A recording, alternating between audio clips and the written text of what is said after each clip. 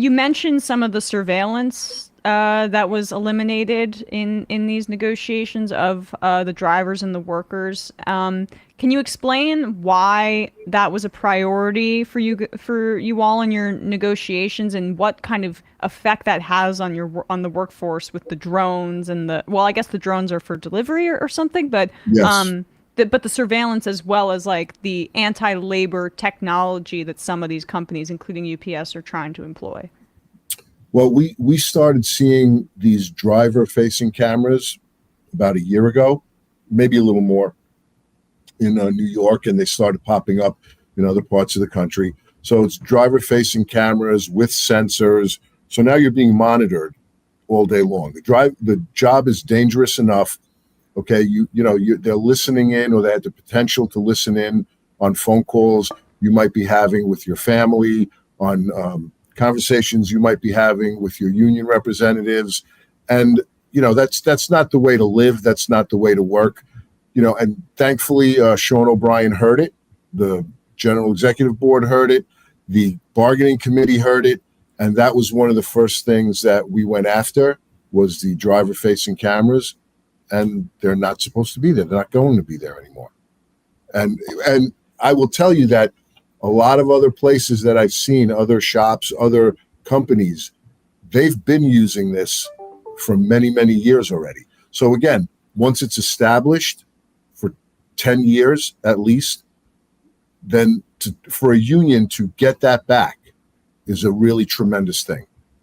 Yeah, because I mean, we've had interviews on this program about truckers who are experiencing some of the effects of this monitoring technology on, their attentiveness on the road.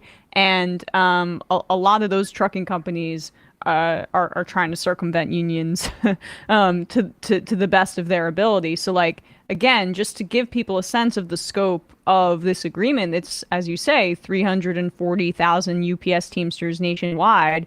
That is more than the tally of 323,000 US workers who have gone on strike so far this year in this like incredible labor summer. So this affects just so many people.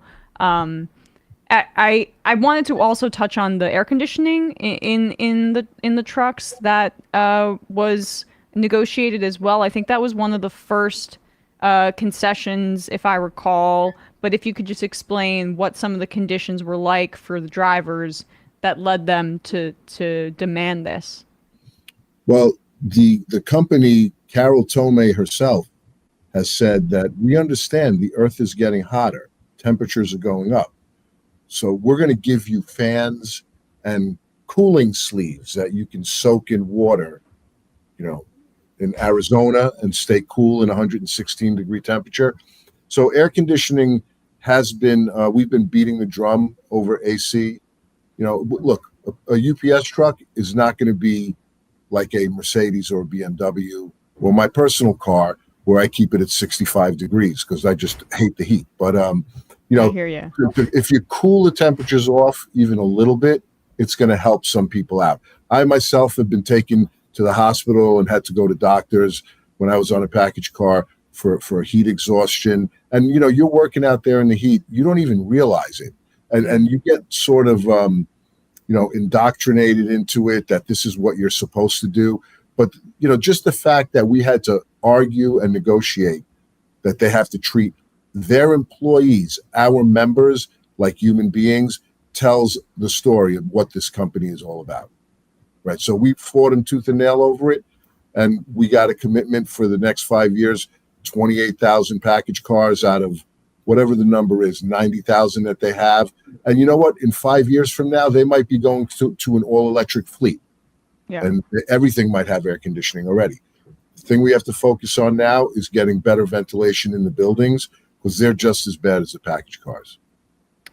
I'm curious what you think about the significance of what the pandemic did to boost solidarity among the workforce. And, in your time with the Teamsters, what do you compare that to? I mean, comparing it to 2008, for example, and the financial collapse, like what did you observe as motivating some of the solidarity that you saw? Well, the pandemic, I saw my members and members across the country being really scared. That's what I saw. I saw a company that did not care about their employees. We, as a union, my local, and I'm sure other locals across the country, when we heard that this was actually going to be declared a pandemic, we went and bought ourselves gloves and masks, and people were already running out of it, right? So our members were worried. Our members were sick because of this. Some members died because of this pandemic. And, the company made a windfall over it. They did not give hazard pay to our members. They said, you have a contract. It's not in your contract. I heard, and, I'm going to put this out there because I have no problem putting this out there. When I was arguing with this company about the effects of this pandemic and that they should have more concern about their employees' safety, I was told when this thing got full blown that, oh no, the public is going to see what UPS can really do now. And I don't know if I'm allowed to curse on this show, but Go ahead. I told the district person, I said, what the fuck are you talking about? Right? Yeah. I have people in a hospital because of this. Right? And all they kept talking about was what this could do for the company to show PR victory. Yep. Yeah. I mean, that's just infuriating. Yeah. It brought people together, but there's a lot of talk, and I wanted to mention this too. There's a lot of talk about we should have gone on strike. We should have done this, right? We could have gotten more. The general public doesn't know this. The harassment that UPS puts our members through, you can't compare it to anything. I have people that wanted to strike just for the sake of the hatred that they have for this company. Okay, and that's got to be put out there because the harassment, it continues to be through the roof. Yeah. And what does it feel like for you as a leader for your union, right? In this time where people are so angry, as a president and a principal officer, it must. How long have you held this position? 4.5 years.